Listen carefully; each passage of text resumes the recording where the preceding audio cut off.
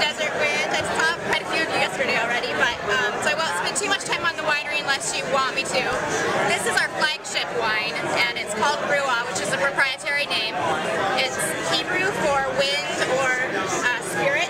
It's a pretty typical Bordeaux-style blend. So it's about roughly 45% Merlot, 40% Cab, and then 15% Cab Franc. And we just released this, so it's still pretty big, definitely good food wine. Duck Pond's based down in the Willamette Valley of Oregon, south of Portland, about 30 miles. We have about 300 acres of vines down there, Pinot Noir and Pinot Gris. This particular wine is a red blend of Merlot, Syrah, and Cabernet Sauvignon. That comes from our vineyards that we have up on the Walla Walla slope here in eastern Washington. So this is a Washington wine that you're drinking today. Mostly at Trio Vineyards we do single vineyard and single varietal wines. We do a Carmenere, a Tempranillo, Zinfandel, and a Mourvedre, and Sangiovese. So this is our entry into the red table wine blend, red blend kind of market. Because we wanted to do something that we could price at like $18 and have it be designed to go with a lot of different foods. We've been part of the Walla Walla wine incubator project up at the airport. Oh yeah, nice. So we are going to be the first ones to hatch. We're actually moving this weekend to a downtown location here in Walla Walla. So this is the Stoller Vineyards 2007 JV Pinot Noir. It's made in an approachable style, very fruit forward, stainless steel fermented, and then aged in oak for 10 months. Okay, can you pour for me? Right there. So this property is located in Oregon's Dundee Hills, AVA. So in the JV line, we have a Chardonnay and a Rosé, both, all crafted in that more approachable style, in the 25 and under. We also make SV Chardonnay and Pinot Noir, which are pork-driven.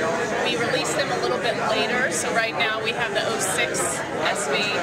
I make two labels. The Stepping Stone is about 2/3 of my production, my major label.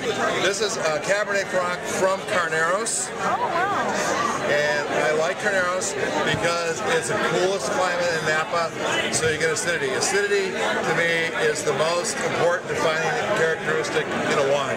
Acidity is what makes a wine live. It's important to remember that acidity is a flavor and tannins are a feeling. Okay, so that's a very, very different experience on the palate. So acidity makes the wine, lifts aromatics, lengthens the finish. Tannins actually cut the finish off. I poured for you our 2006 vintage of Jordan Cabernet Sauvignon. It's a very exciting vintage for us. We started making Cabernet in 1976, but this wine 30 years later stands for a lot of things that we've learned over those years, but also a lot of exciting changes now that John Jordan has just taken over from his father. He took over in 2005 and he went to Rob Davis, our winemaker, who's made every vintage of Jordan, which has really contributed to our consistency in terms of our house style. And John said to Rob, I want to stay true to my mom and dad's vision of creating these food-friendly, balanced wines that are made for the table, made with the chef in mind. John Concannon. I'm a fourth-generation vintner of Concannon Vineyards. My great-grandfather established the winery in 1883. We are the oldest continuously operating winery in the United States of America under the same family label.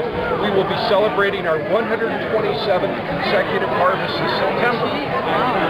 So, my vision of where we're going with the winery has to do with the wine I'd like to taste you on today. It's part of a line I call conservancy.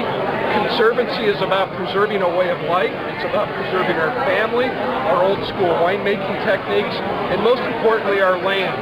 What I'm pouring you is a 2008 vintage. If you know anything about Oregon vintages, 2008 is set to be maybe the best vintage ever from Oregon. This vineyard, the Highland Vineyard, is quite a historic vineyard in Oregon. It's been in the ground since 1971, which is really quite unique.